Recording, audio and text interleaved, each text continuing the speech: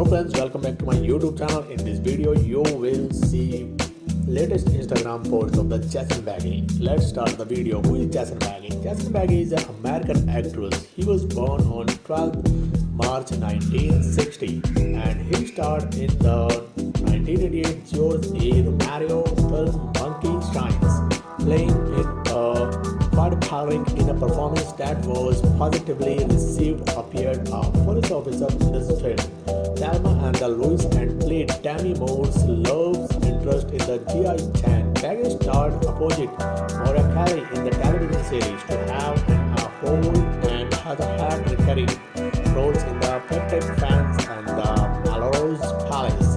And let's talk about her early life. And Beghe was born March 12, 1960 in New York City, the son of the Texas court judge Henry Beghe and her three siblings. He attended the collegiate school in a private preparatory schools for boys located in the New York City. Thank you for watching till then. Please subscribe our channel for more updates.